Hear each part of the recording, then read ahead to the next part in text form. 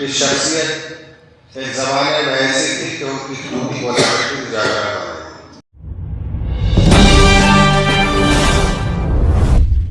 مولانا عبدالسبحان صاحب رحمانی رحمۃ اللہ علیہ، ان کی بے پناہ قومیت تھی،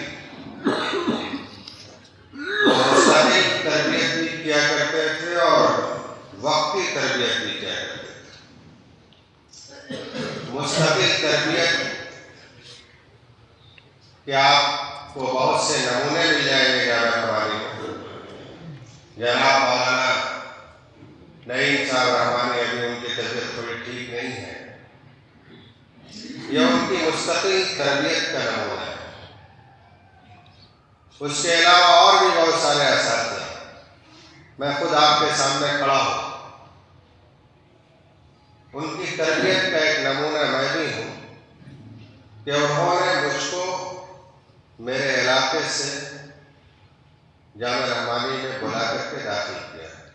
کہاں بہار اور کہاں بنگال،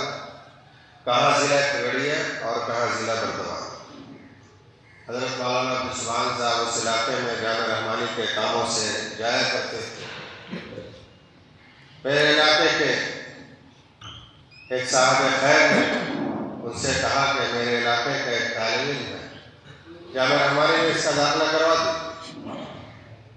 تو انہوں نے کہا کہ کروا دوں گا۔ اور مولانا عبدالسبحان صاحب کی شخصیت ایک زمانے میں ایسی تھی کہ ان کی ٹوٹی کو اجاگر ہے۔ میں آیا جامعہ رحمانی اور 1 گھنٹے میں میرا داخلہ ہو گیا، 1 گھنٹے میں 19 شوال کو آئے اور 1 گھنٹے میں میرا داخلہ ہو گیا۔ 9 سال تک مولانا عبدالسبحان صاحب کی سرپرستی میں، پھر اس کے بعد جب دوسرے بڑے اداروں میں مجھے جانے کا موقع ملا، تعلق رہا ان سے، پھر جب یہاں تدریسی کاموں کے لیے جب میں مقرر کیا گیا تو مولانا عبدالسبحان صاحب سے بے پناہ تعلق رہا، اور مفتی ریاض صاحب نے ایک بات کہی کہ ان کے اندر علم دوستی کا مزاج تھا، کوئی چھوٹا ہو بڑا ہو اپنے عمر کا ہو کوئی بھی ہو، وہ صاف کہا کرتے تھے کہ یہ والا آپ ذرا سا بتائیے، ذرا اس کو سمجھائیے۔ تو بتانے اور سمجھانے کا 2 مقصد ہوا کرتا ہے۔ ایک مقصد یہ ہے کہ ان کی یادداشت میں پختگی پیدا ہو جائے، اور دوسرا مقصد طالب علم جو تازہ پڑھ کر کے آیا ہے، طالب علم دہرا لے اور اس کو یاد کرے، اور بعض موقع پر وہ چھوٹی چھوٹی چیزوں کو وہ سیکھتے ہیں۔ اب اتنا بڑا عالم جو استاد الاساتذہ ہے، کئی کو بولتے اچھا فلاں چیز کی عربی کیا ہوگی ذرا سا بتائیے، تو سیکھنے کا مزاج تھا ان کے اندر، یہ بہت بڑی چیز ہے۔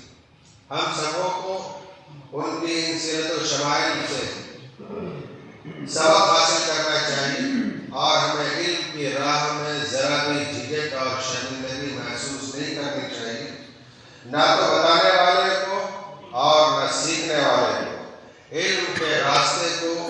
کھول کر کے رکھنا چاہیے آنے والے کے لیے،